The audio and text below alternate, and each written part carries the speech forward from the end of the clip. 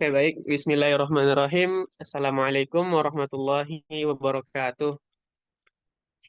Alhamdulillahi wa kafa. Wassalatu wassalamu ala rasulil mustafa wa ala alihi wa sahbihi wa man ittafa. Amma ba'du. Yang terhormat, dosen pengampu mata kuliah statistika, Dr. Samsi Setiadi, MPD, serta teman-teman yang saya banggakan. Pada kesempatan hari ini, kami dari kelompok 4 akan mempresentasikan hasil diskusi kami dengan tema uji persyaratan analisis normalitas data. Sebelum kami memulai presentasi pada kali ini, kami akan memperkenalkan terlebih dahulu anggota dari kelompok 4. Yang pertama saya sendiri, Afrizal Fikri, dan Rena Agustin.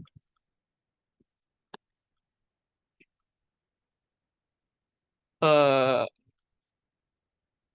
Pokok pembahasan kita pada hari ini ada yang pertama, uji persyaratan analisis.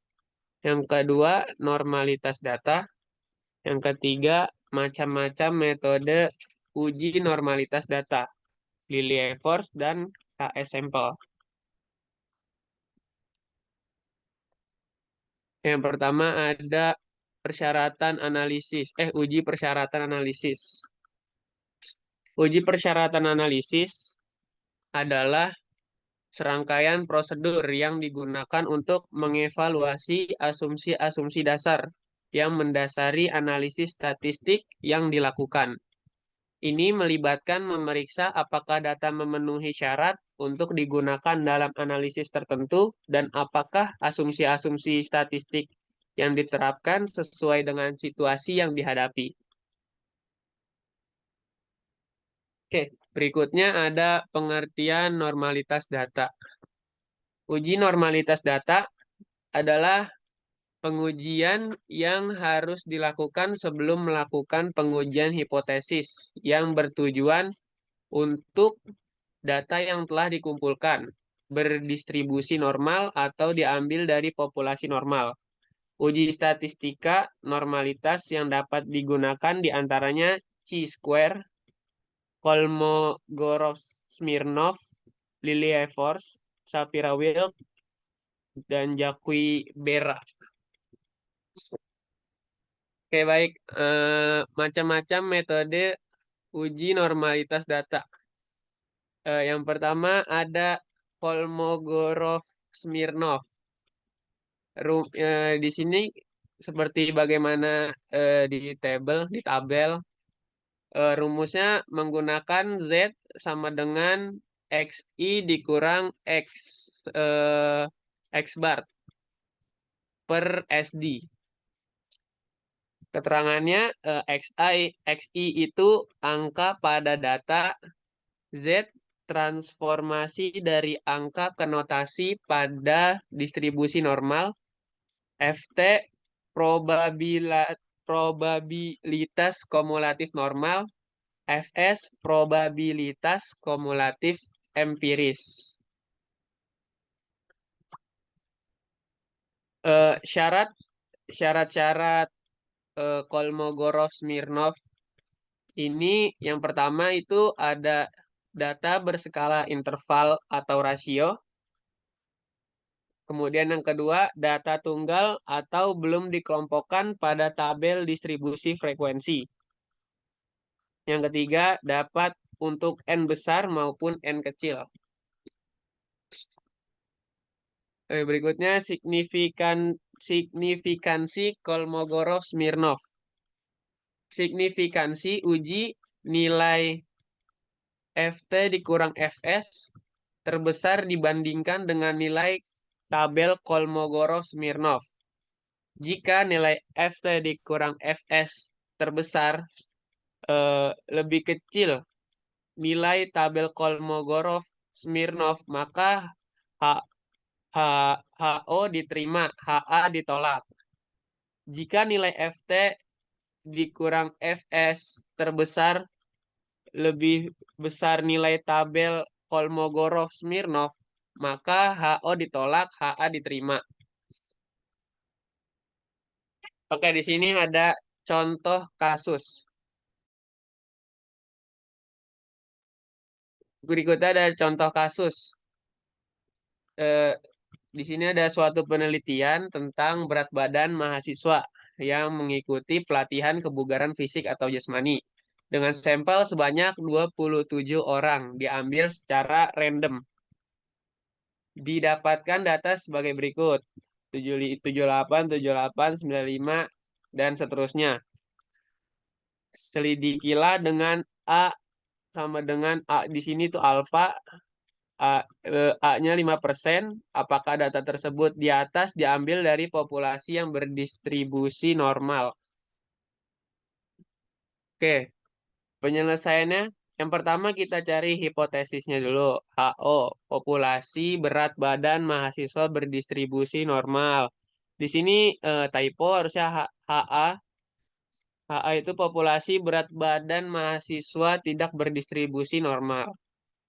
Yang kedua, diketahui nilai A yang alfa tadi level signifikansinya 5%. Dihitung 0,05. Oke, di sini penyelesaiannya sebagaimana yang di tabel ya contohnya.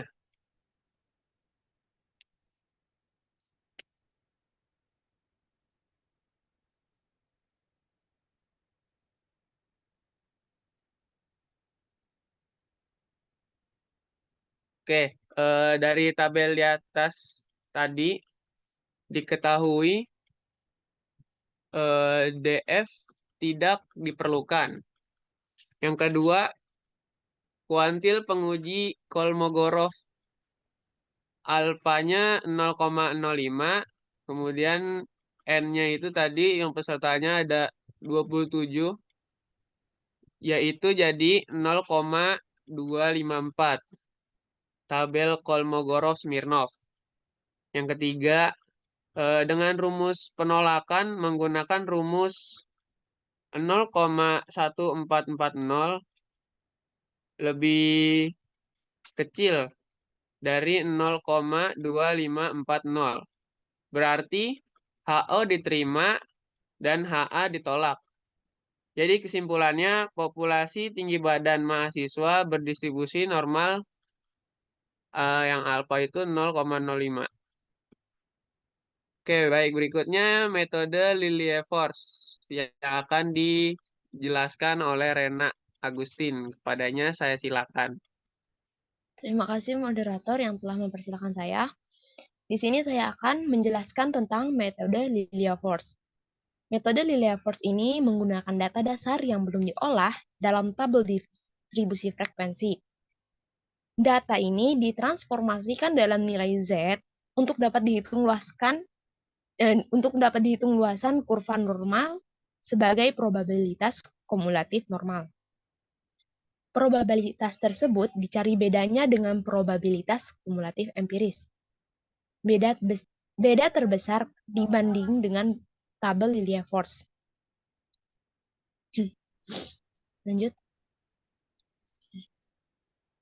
Nah, rumus Lilliefors ini hampir sama dengan rumus yang Kolmogorov-Smirnov. Yang pertama, yang harus kita cari terlebih dahulu adalah XI atau angka pada datanya. Yang kemudian kita cari Z-nya atau transformasi dari angka ke notasi pada distribusi normal. Nah, ini ada untuk mencari Z ada rumusnya yaitu XI dikurang X bar per SG atau simpangannya terus lalu barulah cari probabilitas kumulatif normal atau Fx-nya dan Sx untuk mencari yang tidak normalnya. Lalu yang terakhir untuk mengetahui apakah data tersebut normal atau tidaknya, carilah dengan rumus mutlak Fx dikurang Sx. Lanjut. Yang kedua, syarat Lilliefors. Syarat Lilliefors sama dengan syarat dari Kolmogorov, yaitu yang pertama, data berskala interval atau ratio kuantitatif. Yang kedua, data tunggal atau data yang belum dikelompokkan pada tabel distribusi frekuensi. Dan yang ketiga, dapat untuk N besar atau sampel yang besar maupun sampel yang kecil. N kecil. Lanjut. Signifikansi uji Lilia-Verse. Signifikansi uji ini berguna untuk mengetahui apakah asumsi atau hipotesis yang awal yang kita buat itu apakah sudah sesuai atau apakah dia diterima atau ditolak gitu untuk mengetahuinya. Nah, cara untuk mengetahuinya yaitu nilai mutlak fx dikurang sx terbesar ini dibandingkan dengan nilai tabel Lilia-Verse.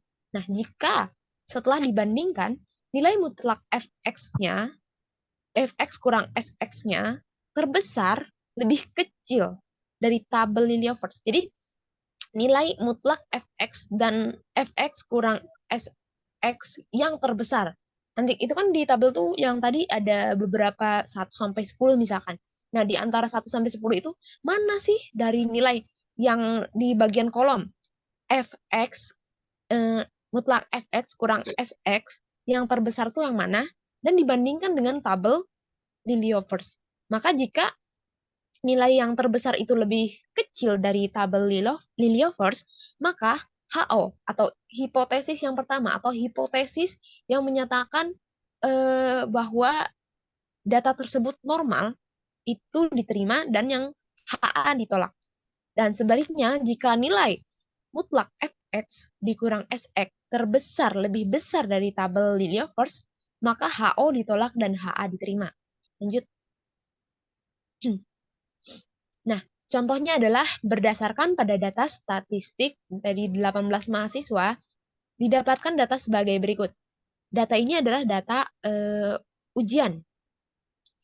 Yang pertama ada 46, 57, 52, 63, 70, 48, 52, 52, 54, 46, 65, 45, 68, 71, 69, 61, 65, 68. Perintahnya adalah selidikilah dengan alfa sama dengan 5%, apakah data tersebut di atas diambil dari populasi yang berdistribusi normal. Untuk mengetahuinya, kita harus terlebih dahulu membuat hipotesis Lilia-Verse-nya atau hipotesis awalnya yaitu HO. HO ini hipotesis yang kita ambil adalah populasi nilai ujian statistik berdistribusi normal. Yang kedua, HA atau yang berkebalikan dari hipotesis yang awal, yaitu populasi nilai ujian statistik tidak berdistribusi normal. Nah, nilai kritis Lilia-Verse-nya tadi atau nilai alfanya sama dengan nilai level signifikansinya yaitu 5%. Nah, 5% ini disamakan dengan 0,05. Lanjut. Nah, setelah ada persoalan tersebut, hal yang pertama harus kita lakukan lagi adalah membuat tabel untuk menemukan jawabannya. Nah, tabel yang pertama kita tulis adalah tabel yang XI. Tabel XI ini untuk nilai data yang telah diambil, yang telah disebutkan tadi. XI ini diurutkan dari yang terkecil menuju yang terbesar. Misalkan 45, 46, jika 46 ada 2, tetap aja tulis 46-nya 2 kali gitu. Nah, setelah dapat XI, barulah kita cari dengan Z-nya. Nah, Z-nya ini dapat dicari dengan XI kurang X bar per simpangannya. Nah, ini setelah dicari dari semua data, dapatlah nilainya minus 1,4577, minus 1,3492, minus 13,492, begitu seterusnya. Lalu setelah itu, barulah cari fx-nya. Nah, fx ini telah didapatkan jadi 0,721, 0,085, 0,1292, dan seterusnya.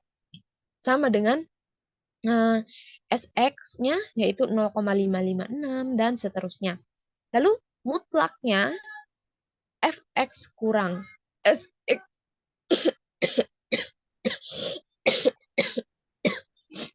mohon maaf. Mutlak dari Fx kurang Sx, hasil yang pertama adalah 0,0165 dan seterusnya.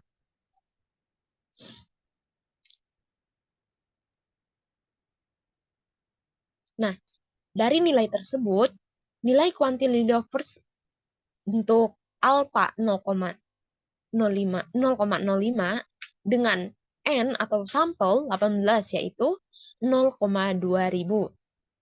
Nah, coba dihitung lagi.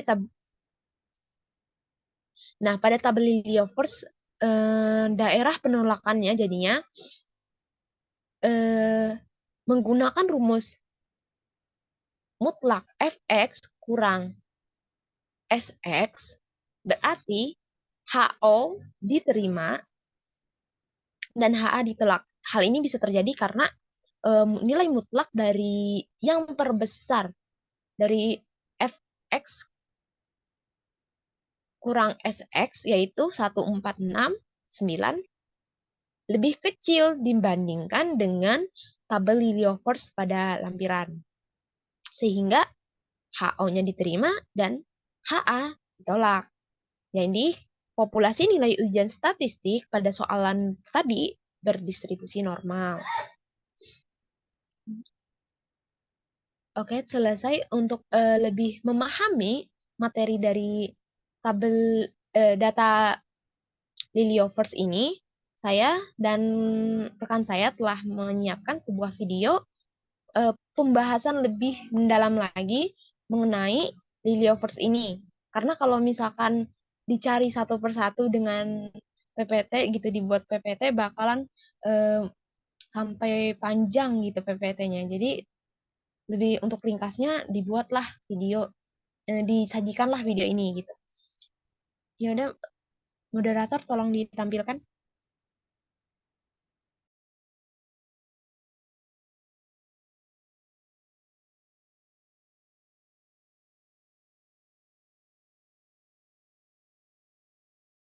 Warahmatullahi wabarakatuh. Nah, saat ini kita akan membahas mengenai uji normalitas. Ya, uji normalitas ini kita bisa gunakan dengan menggunakan yang namanya adalah metode Lilievors dengan catatan datanya tidak dalam distribusi frekuensi data bergolong. Dan pada saat melakukan perhitungan dengan menggunakan metode Lilievors, setiap data X, Y itu diubah menjadi ZI ya. Dengan cara XI dikurang dengan X bar itu kan rata-rata ya, per S itu simpangan bakunya. Nah, statistik uji yang digunakan seperti ini ya. L itu karena kita menggunakan Lilievors ya.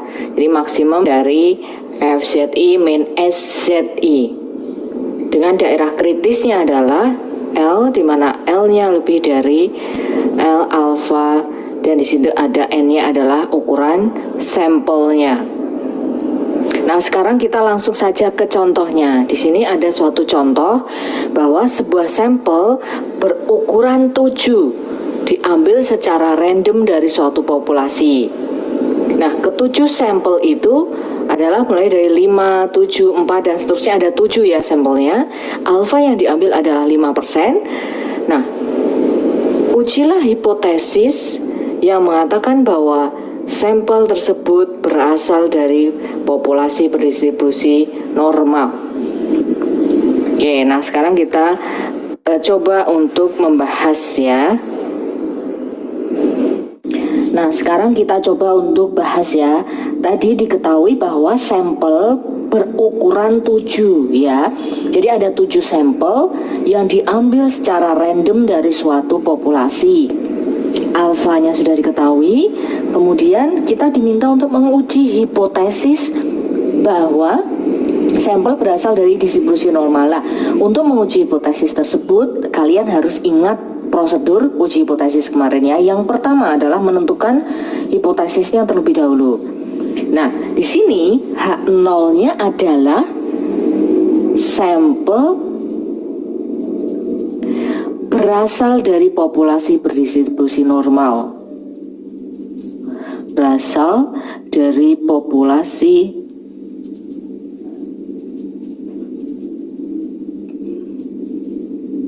berdistribusi normal ya, normal. Oke. H1-nya adalah sampel tidak berasal dari populasi yang berdistribusi normal. Oke, itu langkah pertama adalah kita harus tahu dulu H0 dan H1-nya. Kemudian tingkat signifikansinya atau alfa kan diketahui bahwa yang diambil adalah 5%, maka alfa di sini adalah 5% atau bisa kita tulis dengan 0,05. Oke. Kemudian statistik uji yang digunakan, karena kita di sini menggunakan Lillie Force untuk menguji uji normalitas, maka kita gunakan L sama dengan maksimum mutlak FZ1 min SZ1 dan seterusnya. Oke. Nah, sekarang kita langsung saja ke perhitungan. Perhitungannya bahwa untuk menghitung statistik uji yang di sini L-nya adalah maksimum FZ1 min SZ1, maka kita harus mencari FZ1, SZ1 gitu ya. Nah, langkah untuk mencari FZ1, SZ1 sebelumnya kita harus mencari terlebih dahulu ZI-nya. Maaf, ini FZI min SZI ya. Jadi langkahnya adalah kita harus mencari dulu ZI-nya. Nah, cara untuk mencari ZI, kan tadi ZI rumusnya adalah XI min X bar per S. Maka kita harus mencari dulu XI, X bar, dan S-nya. Oke, nah di sini kita langsung ke perhitungan. Sampel yang diambil adalah di sini, dari soal saya pindahkan ke sini ya. Soalnya tadi adalah sampelnya ada 5, 7, 4 dan seterusnya sampai dengan 11. Oke. Nah, sekarang di sini kita mencari X kuadratnya. X kuadratnya adalah 5 kuadrat 25, 7 kuadrat 49 dan seterusnya gitu ya. Nah, kemudian langkah selanjutnya adalah kita jumlahkan X-nya. Maka di sini ada sigma X, hasilnya ada 57. Kemudian kita jumlahkan X kuadratnya. Sehingga di sini hasilnya adalah 553. Ya. Nah, dari sini tugas kita adalah mencari X barnya. X barnya rumusnya adalah sigma X per N. Sigma X-nya kan kita sudah cari tadi 57 ya. Maka di sini 57 per N. N itu adalah sampelnya, adalah sebanyak 7. Maka di sini hasilnya 57 per 7 hasilnya adalah 8,14. Ya. Setelah kita mencari X bar, maka kita mencari S-nya. S itu adalah simpangan bakunya. S-nya seperti yang kemarin rumusnya adalah akar dari N dikali dengan sigma X kuadrat min sigma X kita kuadratkan per N dikali dengan N min 1. Sehingga di sini akar N-nya adalah sampelnya tadi sebanyak 7 ya. 7 dikali dengan sigma X kuadrat. Ini kan sudah kita cari tadi, hasilnya adalah 553 dikurang dengan sigma X-nya adalah 57. Kita kuadratkan 57 kuadrat per 7 dikali dengan N-1. N-1-nya tadi adalah N-1 7 dikurang 1. Maka di sini akar kita kalikan dulu ya, 7 dikali 553 hasilnya adalah 3.871 dikurang 57 kuadrat, ini adalah 3.249 dibagi dengan 7 dikali 6 ya, ini ya adalah 42. Karena 7 dikurang 1 kan 6 ya. Sehingga di sini hasilnya adalah akar 3.800 dikurangi dengan 3.249 adalah 622 per 42. Hasilnya adalah akar dari 14,809, maka di sini 3,85 bisa kalian cari dengan menggunakan kalkulator ya, sehingga S-nya sudah ketemu, hasilnya adalah 3,85. Nah, X bar sudah ketemu, S sudah ketemu, maka kita nanti mencari ZI-nya ya. Langkah selanjutnya adalah mencari ZI-nya. Nah, sekarang kita mencari ZI-nya. Langkah untuk mencari ZI, di sini tadi kan datanya masih saya sesuaikan ya 579. Nah, langkahnya adalah kalian membuat dulu kotak seperti ini ya. Jadi ada XI, ada ZI. ZI diperoleh dari XI min X bar per S. Kemudian kita mencari FZI, SZI, kemudian mutlak FZI min SZI. Nah, sekarang XI-nya adalah kalian di sini kan datanya masih belum urut ya. Kalian cara menuliskan XI-nya adalah kalian urutkan datanya mulai dari yang paling kecil ke yang terbesar gitu ya. Jadi di sini ada tadi sampelnya ada 5, 7, 4, 9 dan seterusnya. Saya urutkan yang kecil dulu. Maka di sini yang kecil adalah 4 ya. 4, 5, terus 6, 7, 9, 11, 15 ya. Jadi diurutkan 1, 2, 3, 4, 5, 6, 7 sudah ada 7 ya. Nah, oke. Diurutkan dari yang kecil dulu ke yang terbesar. Nah, sekarang kita mencari ZI-nya. ZI itu rumusnya adalah XI min X bar.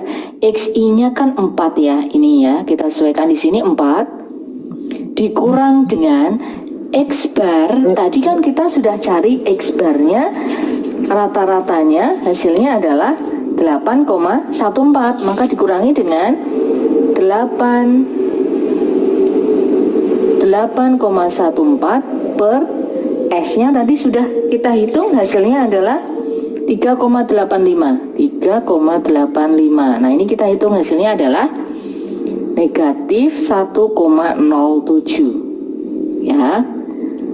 Kemudian di sini 5 XI-nya kan 5 ya, menyesuaikan 5 dikurang dengan X barnya tetap ya 8,14 dibagi dengan 3,85 ya, sehingga di sini hasilnya adalah 3 dikurang, jadi cara menyelesaikannya kan 5 dikurang 8,14 terlebih dahulu, berapa hasilnya, kemudian baru dibagi 3,85, maka ini hasilnya adalah negatif 0,81 ya. Nah, selanjutnya sama, 6 dikurang dengan 8,14 per 3,85. Ini caranya adalah 6 dikurangi dulu dengan 8,14, hasilnya berapa? Baru dibagi dengan 3,85. Maka di sini diperoleh negatif 0,55. Gitu ya. Dengan cara yang sama maka di sini nanti juga 7 dikurang dengan 8,14 per 3,85 sama ya. Dengan cara yang sama maka di sini diperoleh negatif 0,29. Kemudian yang ini 0,22, yang 11 0,74, yang 15 adalah 1,78. Seperti itu ya. Oke. Nah, sekarang setelah kita mencari ZI, maka langkah selanjutnya adalah mencari FZI. FZI diperoleh dari di sini ya, coretannya, catatan dulu. Catatan FZI yang pertama. Yang pertama, ZI-nya kan negatif 1,07. Maka kita mencari FZI-nya adalah negatif 1,07. Kalian sesuaikan di situ ZI yang pertama. Negatif 1,07. Maka di sini sama dengan P. Jadi kita ubah dulu ya, P. Z kurang dari atau sama dengan, menyesuaikan rumusnya ya, negatif 1,07. Ya, kemudian ini caranya adalah sama dengan P Z itu kan kemarin sudah kita pelajari, yang Z itu kan 0,5 ya. Jadi di sini patokannya Z 0,5, selalu 0,5 karena 50% ya, 0,5 dikurang dengan negatif 1,07 kalian lihat di tabel Z ya. Jadi kuncinya adalah tabel Z. Saya tunjukkan dulu ya tabel Z-nya. 1,07. Kalian melihatnya di 1,07 ya. Kalau negatif di sini ya ditulis 0,5 dikurang dengan gitu ya. Kemudian 1,07 kalian cari 1,07. 1,07 di sini hasilnya adalah 0,355. 1, jadi kalian lihatnya di sini ya 1,0 terus kemudian 7-nya dari sini 7, maka 0,355. Oke, nah sekarang kita tulis di sini 0,5 dikurang dengan 0,3 berapa tadi ya? 1,07357 ya. 3577 sehingga di sini hasilnya 0,1423. Oke, jadi ini kita pindahkan ke tabel 0,1423. Nah, sekarang kita mengisi yang ini. Sama ya caranya, berarti kita mencari FZI. FZI-nya adalah 0,81, negatif 0,81 ya. Kita cari di sini F negatif 0,81. Berarti P Z kurang dari atau sama dengan negatif 0,81.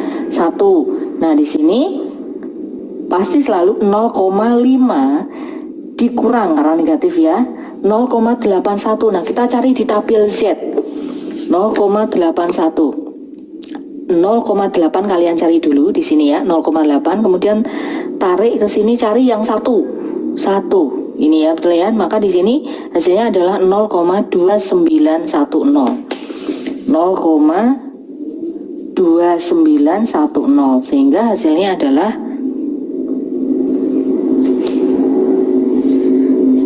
0,209. Itu kemudian kita pindahkan ke sini ya 0,209.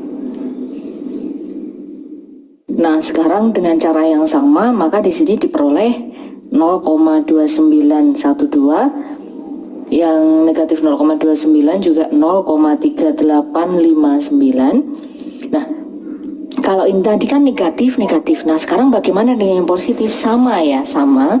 Jadi misalkan kita ambil di sini F, kita hitung dulu ya. F 0,22 menyesuaikan ini ya, 0,22 menyesuaikan. Kemudian di sini sama dengan P Z kurang dari atau sama dengan 0,22. Nah, di sini tadi Z-nya itu kan 0,5.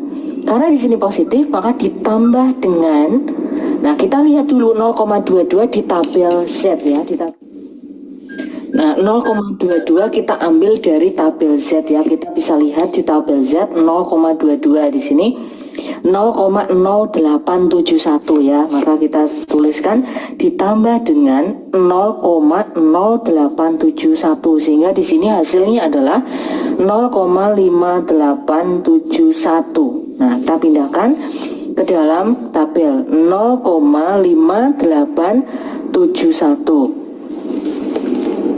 Nah, dengan cara yang sama, maka di sini diperoleh 0,7704. Kemudian yang di sini juga sama ya 0,9625. Oke, nah sekarang kita sudah menghitung semua FZI-nya. Nah, sekarang kita menghitung SZI-nya ya, S-nya. Nah, cara menghitung S-nya adalah kalian perhatikan di sini kita menghitung yang data pertama. Data pertama maka caranya adalah 1 dibagi atau per tadi semua jumlah sampelnya adalah 7, maka di sini 1/7 ya. Kemudian data yang kedua artinya 2/7. Data yang ketiga 3/7. Data makanya tadi diurutkan dulu ya karena ini tadi fungsinya. Kemudian 4/7, 5/7, 6/7, 7/7. Nah, sekarang kita jadikan ke dalam bentuk desimal. Jadi ini 1 dibagi 7 adalah 0,14. Kemudian yang ini 2 dibagi 7 0,28. Kemudian ini 0,43, 0,57. Ini adalah 0,714. Yang nomor 7 adalah 0,85. 7 per 7 hasilnya adalah 1. Nah, setelah SZI-nya kita hitung semua, maka langkah selanjutnya adalah mencari mutlak ya, mutlak FZI min SZI. Ingat ya, mutlak itu selalu bernilai positif ya. Jadi cara mencarinya adalah mutlak FZI. Jadi kalian kurangi saja 0,1423 dikurangi 0,14. Hasilnya adalah 0,0023. Ya, kemudian yang ini 0,209 dikurangi dengan 0,28. Ini kan hasilnya adalah mutlak negatif 0,071 ya. Karena di sini negatif di dalam mutlak, maka dia nilainya adalah positif, sehingga di sini menjadi sama dengan 0,071 ya. Jadi mutlak itu dia selalu bernilai positif, walaupun nanti kalian menguranginya hasilnya adalah negatif.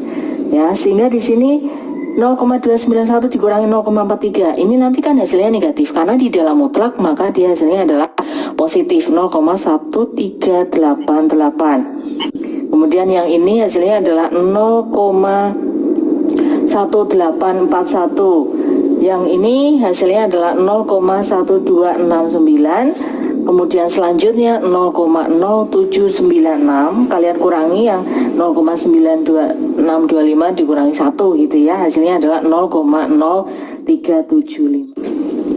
Nah, sekarang tadi kembali ke rumusnya bahwa L adalah maksimal dari FZI dikurang dengan SZI. Artinya kalau maksimal maka dari tabel yang tadi kalian pilih yang paling maksimal, paling tinggi ya. Artinya dari ini, dari yang pertama sampai yang tadi, kalian pilih yang maksimal. Karena di sini yang maksimal adalah yang 0,1841, maka kita pilih yang 0,1841. Maka ini dipilih 0,1841. Nah, langkah selanjutnya adalah mencari daerah kritisnya. Daerah kritis ya, langkah kelima adalah mencari daerah kritis. Jadi daerah kritis disebutkan bahwa L, alpha, N ya, N itu adalah sampel. Ini maka di sini L, alfanya tadi yang diambil adalah 5% atau 0,05. Kemudian N-nya adalah sampelnya, karena sampelnya adalah 7, maka di sini kita tuliskan 7 ya. Kemudian kita mencari L, hitung atau L 0,05 dan sampelnya 7. Ini kita menggunakan yang namanya adalah tabel nilai kritis di Lilliefors. Untuk melihat nilai kritis, kalian lihat di situ bahwa perhatikan yang tabel yang kotak yang atas ya, karena di situ alfanya adalah 0,05, maka kalian cari yang 0,05. Kemudian yang bagian sampelnya kalian pilih yang 7 karena sampelnya kan 7 ya. Kemudian di situ kalian tarik lurus, maka di situ akan ketemu 0,300 gitu ya. Itu cara membacanya.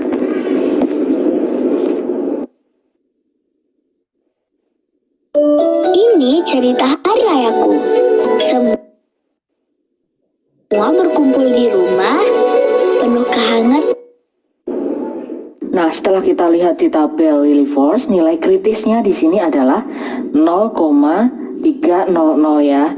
Nah, kemudian sehingga daerah kritisnya adalah L, di mana L lebih dari, kan tadi lebih dari L alfa N ya, sehingga di sini L, di mana L lebih dari, tadi kan kita sudah cari di tabel nilai kritisnya adalah 0,300, sehingga di sini daerah kritisnya adalah L, di mana L-nya lebih dari 0,300. Maka kalau kita tuliskan kan, misalkan di sini ada 0,300, daerah kritisnya itu yang berada di sini ya, yang berada di wilayah yang diarsir.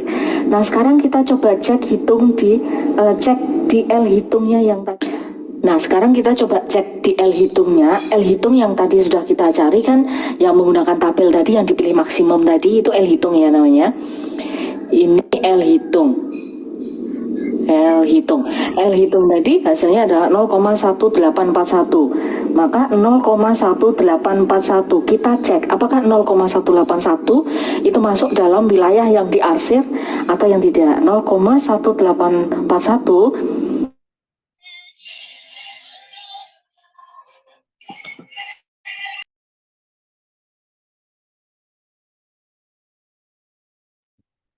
Bacot. atau tidak. 0,1841 kan dia berada di sebelah kirinya 0,300, maka dia berada di wilayah yang tidak diarsir. Artinya L hitung artinya 0,1841 itu tidak berada di daerah kritis. Artinya kita nulisnya gini ya, kalau misalkan dia berada di daerah kritis kan kita nulisnya gini, tapi kalau tidak berada kita coret gini. Jadi dia tidak berada di daerah kritis. Kalau dia tidak berada di daerah kritis, langkah selanjutnya adalah keputusan uji ya. Keputusan ujinya adalah karena dia tidak berada di wilayah daerah kritis, maka keputusan ujinya adalah H0 diterima. Kalau H0-nya diterima, maka kesimpulannya adalah sampel H0 diterima. Kalian lihat tadi di penentuan hipotesis ya, H0 diterima artinya sampel berasal dari populasi berdistribusi normal.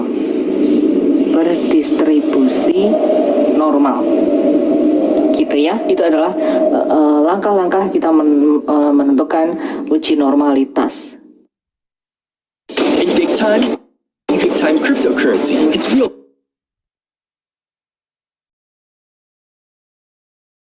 And easy. You can collect the big time token.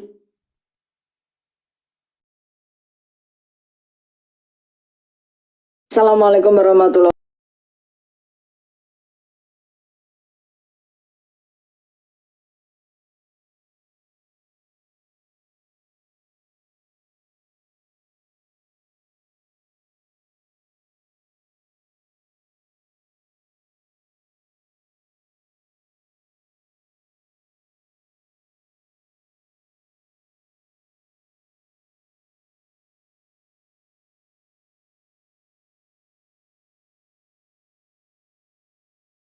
Nah, baik, itulah tadi penayangan video mengenai materi Liliovers, uji Liliovers. Saya kembalikan ke moderator.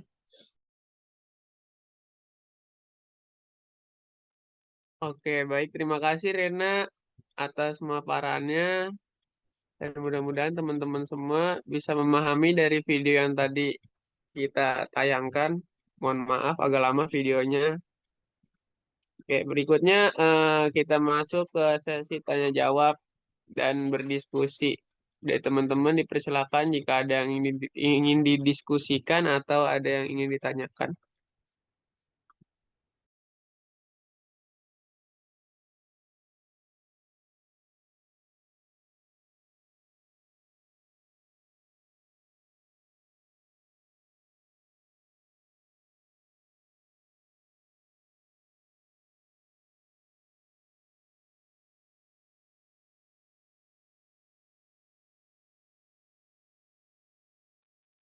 Nanti praktek langsung aja. Nanti kasih tugas di GCR ya. Oh ya Ustadz, baik Ustadz. Nah, ya. Rizal tutup aja nggak apa-apa. Kayaknya pada bingung kayaknya. Yang Oke, Rizal. baik mungkin. Oke, Ustadz. Baik, kita cukupkan presentasi pada kali ini. Kurang lebihnya kami mohon maaf. Wabillahi taufiq wal hidayah. Wassalamualaikum warahmatullahi wabarakatuh. Waalaikumsalam. Syukran.